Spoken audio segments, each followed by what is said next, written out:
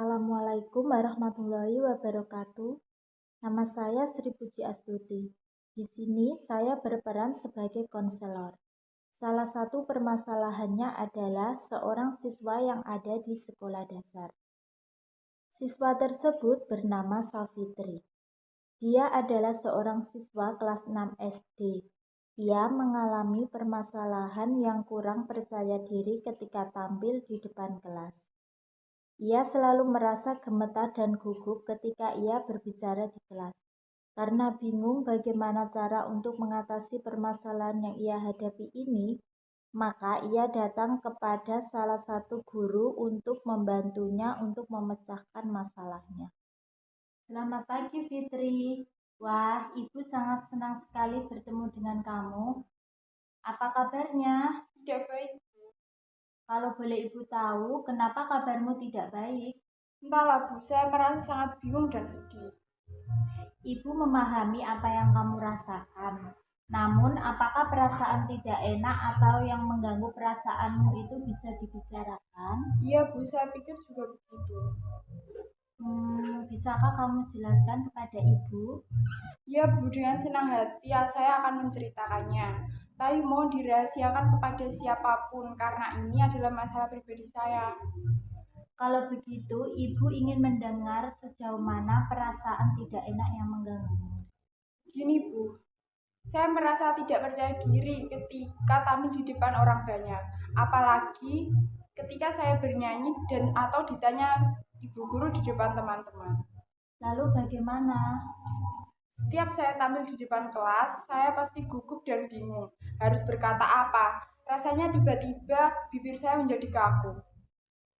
Bisakah kamu menjelaskan lebih jauh tentang perasaan tidak percaya diri yang kamu rasakan? Saya gemetar ketika tampil di depan kelas, Bu. Saya juga merasa tidak percaya diri saat disuruh bernyanyi atau menjawab pertanyaan dari guru. Selanjutnya, apa yang kamu lakukan ketika kamu merasa tidak percaya diri? Saya hanya diam saja, Bu. Daripada saya malu di depan teman-teman, karena saya gugup dan gemetar. Apakah dengan cara demikian kamu merasa senang dan nyaman di kelas? Tidak, Bu. Mungkin kamu akan berpikir kalau segala sesuatu itu harus sempurna tanpa ada kesalahan sedikit pun. Apakah demikian? Iya Bu, saya orangnya memang seperti itu. Segala sesuatu yang harus saya kerjakan dengan sempurna. Walaupun itu tidak mungkin. Mungkin itu juga yang membuat saya seperti ini. Kalau begitu, apakah masalahmu tentang bagaimana kamu bisa menjawab pertanyaan gurumu supaya tidak gugup? Iya Bu, dan saya bingung harus bagaimana. Setiap hari saya berpikir dan berusaha bagaimana caranya agar saya bisa percaya diri dan tampil di depan kelas. Ya, bagus sekali Fitri, sudah memahami masalah yang kamu alami, yaitu bagaimana kamu bisa menjawab dan tidak gugup dalam menjawab pertanyaan dari gurumu. Iya Bu, saya sangat ingin sekali bisa tampil percaya diri di depan kelas, tapi rasanya sulit sekali. Bagus sekali keinginanmu Fitri, Ibu sangat senang sekali mendengarnya. Lalu, apakah kamu sudah punya cara untuk mengatasi masalah kamu tentang tidak percaya diri dan gugup saat menjawab pertanyaan dari gurumu? Saya masih bingung, Bu. Apa yang membuat kamu masih bingung? Saya takut jika nanti saya salah saat menjawab pertanyaan guru atau ketika disuruh bernyanyi. Saya takut jika nanti saya ditertawakan oleh semua teman-teman. Apakah kamu sudah berusaha dengan baik? Rasanya belum, Bu.